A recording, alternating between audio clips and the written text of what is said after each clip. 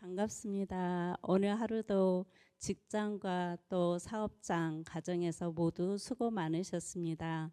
이렇게 함께 예배할 수 있게 되어서 너무나 기쁘고 반갑습니다. 옆 사람과 한번 눈인사 한번 해볼까요? 기쁘고 감사합니다. 말씀을 통해서 은혜 받기를 원합니다.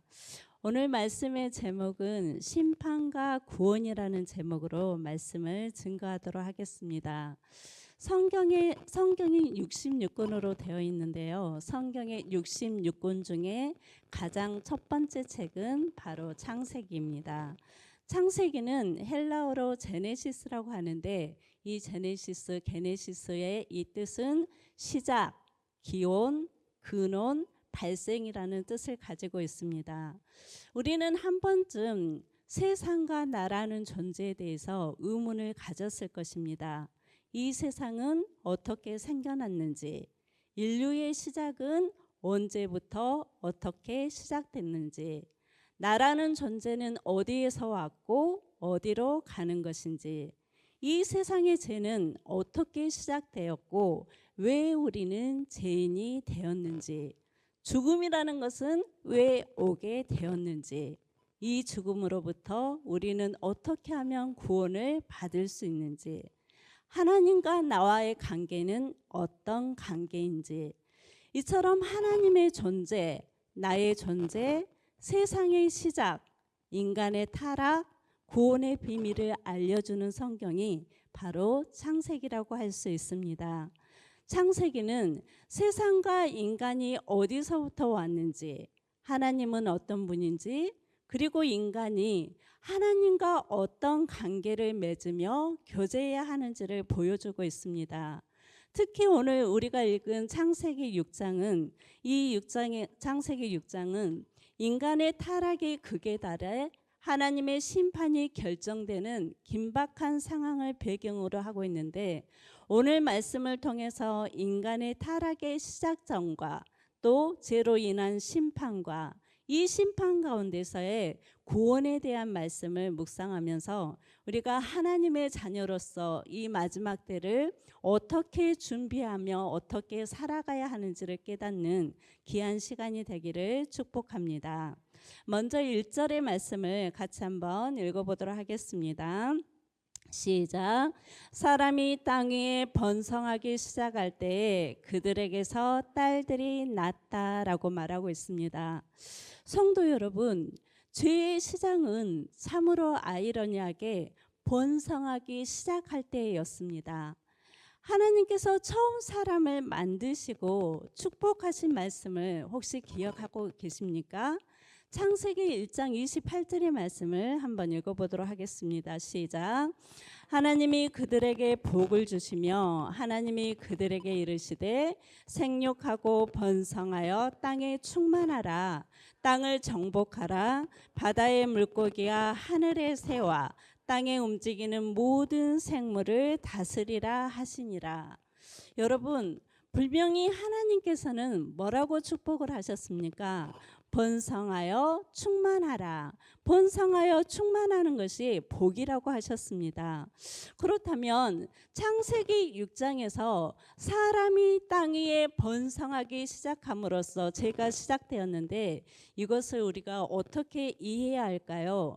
노아 시대의 특징은 번성과 이 번성으로부터 인한 부패와 포악이었습니다. 번성이 그 시대 노아 시대의 겉모습이었다면 부패와 포악은 번성한 그 시대의 실상의 모습이라고 할 수 있습니다. 마치 가인의 후예들의 번성처럼 하나님을 떠난 번성은 오히려 하나님에게서 더 멀어지게 하고 범죄와 욕망으로 가득 찰 뿐이라는 것입니다. 여러분, 번성은 분명 하나님의 복이었고 좋은 일이지만 문제는 우리가 번성할 때에 우리의 삶의 태도와 모습이라는 것입니다. 그렇다면 이 노아 시대의 죄의 모습이 구체적으로 어떤 죄의 모습이 나타났는지 2절의 말씀을 한번 읽어보도록 하겠습니다. 시작. 하나님의 아들들이 사람의 딸들의 아름다움을 보고 자기들이 좋아하는 모든 여자를 아내로 삼는지라 라고 말하고 있습니다. 하나님은 분명 본성의 축복을 통해서 노아 시대에도 에녹처럼 하나님과 친밀한 관계 속에서 순종하기를 바라셨지만 이 노아 시대의 사람들은 어떻게 했습니까? 2절에서 말씀하고 있는 하나님의 아들들과 사람의 딸들이 나오는데 이 하나님의 아들들과 사람의 딸들에 대해서는 여러 가지 신학적인 해석이 있지만 결론은 하나님의 경건한 믿음의 자녀들이 불의한 자들의 죄와 타락에 동참해 함께 죄 가운데 살아갔다는 것입니다. 마치 하가 하나님의 명령을 잊어버린 채 선악과를 보고 어떻게 생각을 했습니까? 창세기 3장 6절에서 여자가 그 나무를 본즉 먹음직도 하고 보암직도 하고 지혜롭게 할 만큼 탐스럽게 한 나무인지라 라고 말하면서 이 하가 선악과 열매의 아름다움에 빠져서 그만 선악과를 따서 먹어버린 것 같습니다. 이처럼 노아 시대의 사람들은 자기 눈에 좋은 대로 살았습니다. 마치 사사시대의 이스라엘에 진정한 왕이 없으므로 사람들이 각기 소견에 옳은 대로 행동했던 것처럼 말입니다.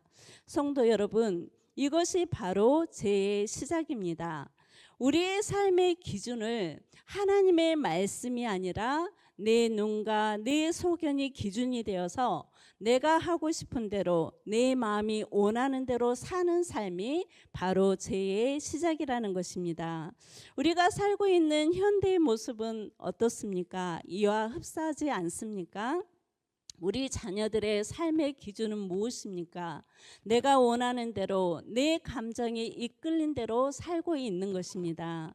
사랑하는 성도 여러분, 많은 성도들은 번성의 복을 받기를 원합니다. 그렇다면 여러분이 생각하는 번성이란 무엇입니까? 내 지경이 넓어지는 것, 그것을 번성이라 할 수 있습니다.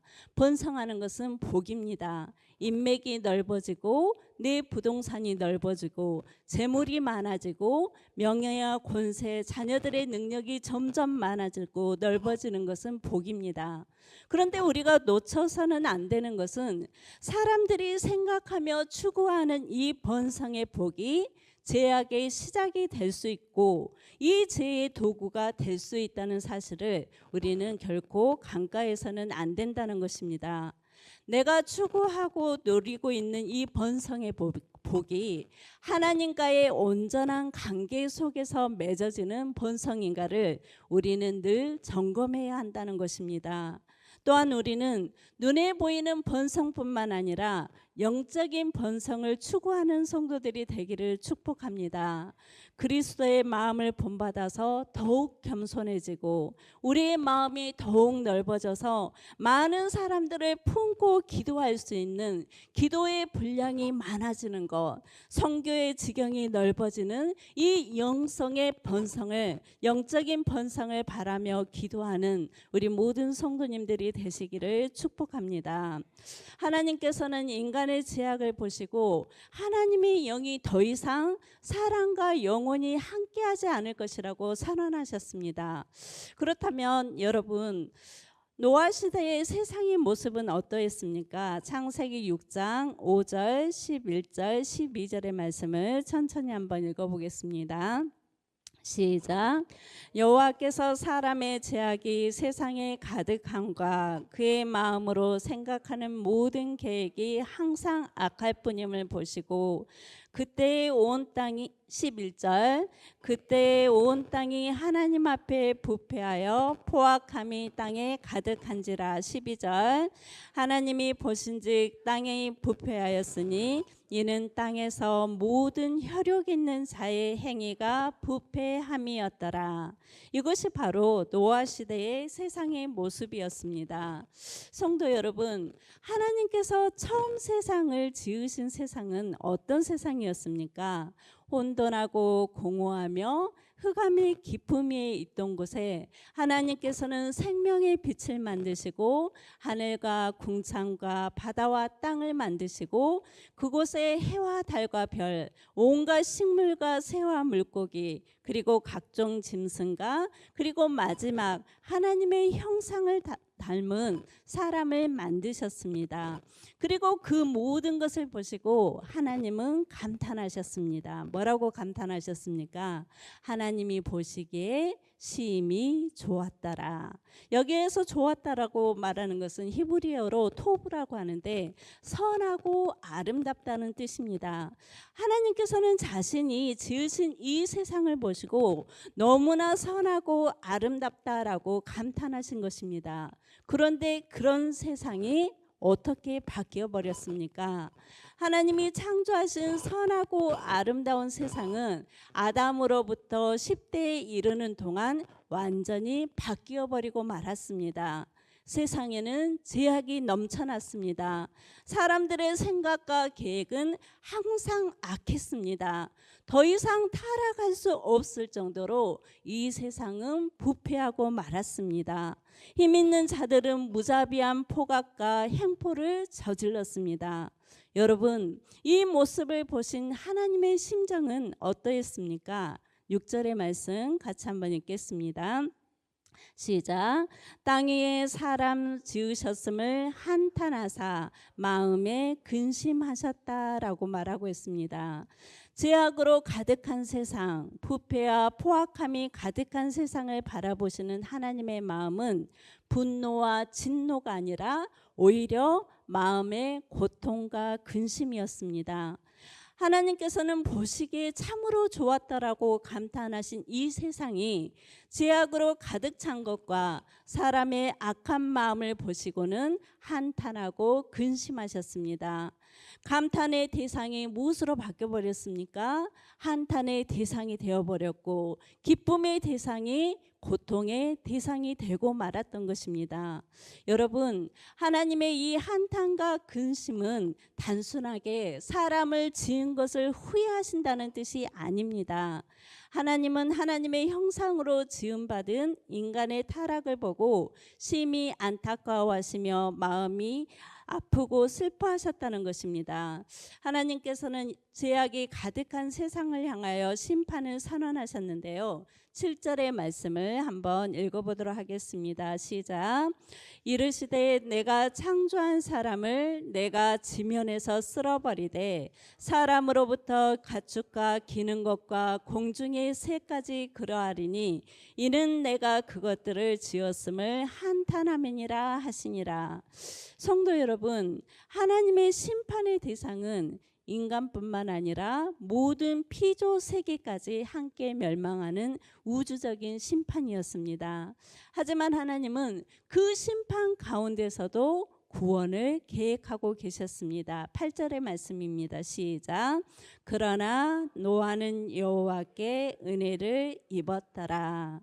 사랑하는 성도 여러분, 이것이 우리에게 주는 소망입니다. 하나님께서 우리를 향한 생각과 목적은 결코 심판이 아니라는 것입니다. 죄와 심판 가운데서도 하나님의 백성을 구원하시는 것이 우리를 향한 하나님의 계획이었음을 믿으시기를 바랍니다.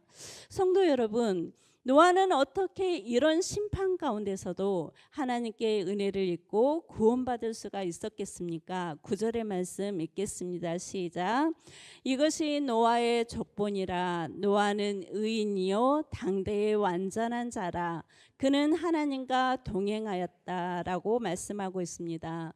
성경에서는 노아에 대해서 뭐라고 평가하고 있습니까? 당대의 의인이요 완전한 사람이요 하나님과 동행했던 사람이라고 평가하고 있습니다.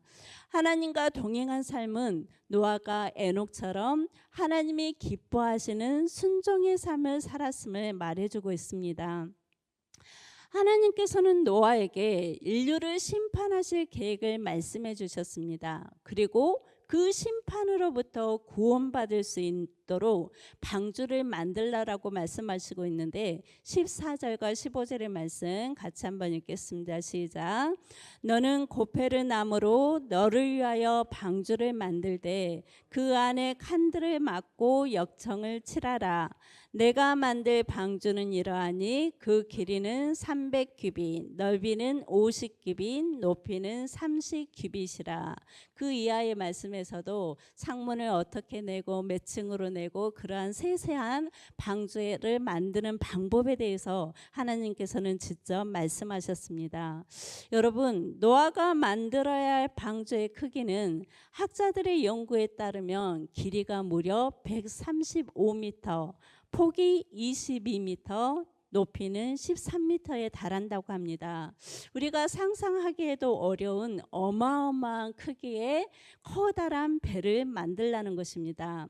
하나님께서는 심판의 선언 속에서도 노아에게 방주를 만들 것을 명령하심으로 구원을 예비하셨습니다. 하나님께서는 고페르나무, 향나무나 잣나무나 전나무로 추정하고 있는 그 나무로 방주를 만들라고 하셨습니다. 또 여러 개의 방을 만들어서 노아 가족뿐만 아니라 동물들이 지낼 공간을 만들도록 했습니다. 그 다음에는 역청으로 물이 스며들지 않도록 모든 방주의 안팎을 칠하라고 명령하셨습니다.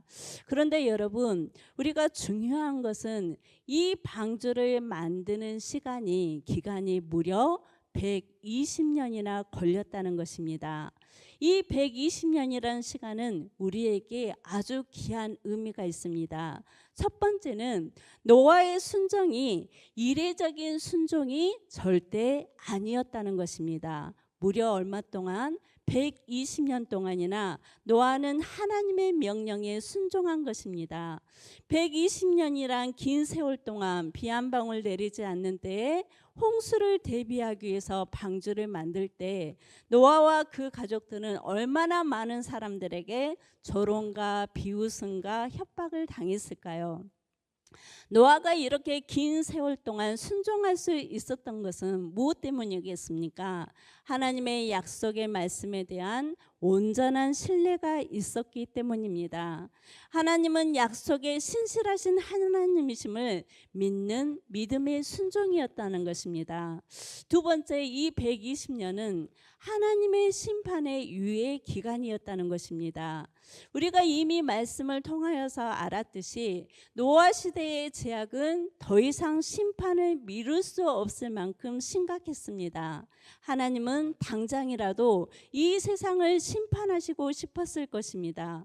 그럼에도 불구하고 하나님은 120년 동안을 참고 인내하며 기다려 주셨습니다. 여러분, 이 120년은 하나님께서 죄인된 우리를 기다려 주시는 인내의 시간이었으며 심판에서 구원의 문으로 들어올 수 있는 구원의 기회의 시간이었다는 사실을 기억하시기를 바랍니다.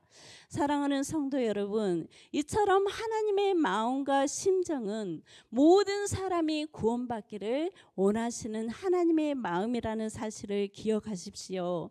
사랑하는 성도 여러분, 지금 우리가 살고 있는 이 시간 동안 어떤 사람에게는 70년이요, 80년이요, 100년의 삶을 살 건데 이 시간 동안 우리의 구원의 기회의 시간이라는 사실입니다. 우리는 방주의 문이 닫히기 전에 우리는 죄로부터 돌이켜 주께로 돌아와야 하며 아직 주님을 알지 못하는 가족과 이웃을 향해서 구원의 나팔을 불어야 할 시간이 우리가 살고 있는 시간이라는 사실을 기억하시기를 바랍니다. 주님께서 허락하신 이 구원의 기회를 우리는 반드시 붙들어야 합니다. 여러분, 방주는 하나님이 예비하신 구원의 도구였습니다. 마치 갓난아기 모세를 살리기 위해서 갈대 상자를 만들어 물에 띄우게 하신 것과 같습니다. 그런데 성경에서 방주를 이렇게 만들어라라고 성경에서는 이렇게 자세히 설명을 하고 있는데 그 말씀을 자세히 살펴보면 특이한 점이 하나 있습니다. 이 큰 배를 항해하기 위해서는 무엇이 필요하겠습니까? 반드시 키나 돛이 있어야 합니다. 그런데 성경 어디에서도 이 키나 돛을 만들라는 것은 한 번도 언급한 적이 없습니다. 이것은 무엇을 뜻하겠습니까? 이제 배에 탄 모든 사람들의 생명이 전적으로 누구의 손에 달렸다는 것입니까? 하나님의 손에 달려 있다는 것을 의미하고 있습니다. 하나님께서는 모든 준비가 완료되면 홍수를 일으킬 것이라고 노아에게 말씀하셨습니다. 13절과 17절의 말씀 같이 한번 읽겠습니다. 그 끝날이 내 앞에 이르렀으니 내가 그들을 땅과 함께 멸하리라. 17절 내가 홍수를 땅에 일으켜 무릇 생명의 기운이 있는 모든 육체를 천하에서 멸절하리니 땅에 있는 것들이 다 죽으리라 라고 말씀하고 있습니다. 성경에서 심판은 단순하게 멸절을 뜻하는 것이 아닙니다. 새로운 시작을 위한 정화의 시간이 바로 심판의 시간입니다. 하나님께서는 노아와 언약을 맺으셨는데 18절에서부터 21절의 말씀을 천천히 한번 읽어보도록 하겠습니다. 시작. 그러나 너희는 내가 내 언약을 세우리니 너는 내 아들들과 내 아내와 내 며느리들과 함께 그 방주로 들어가고 혈육 있는 모든 생물을 너는 각기 암수 한 쌍씩 방주로 이끌어들여 너와 함께 생명을 보존하게 하되 새가 그 종류대로 가축이 그 종류대로 땅에 기는 모든 것이 그 종류대로 각기 둘씩 내게로 나아오리니 그 생명을 보존하게 하라. 너는 먹을 모든 양식을 내게로 가져다가 저축하라.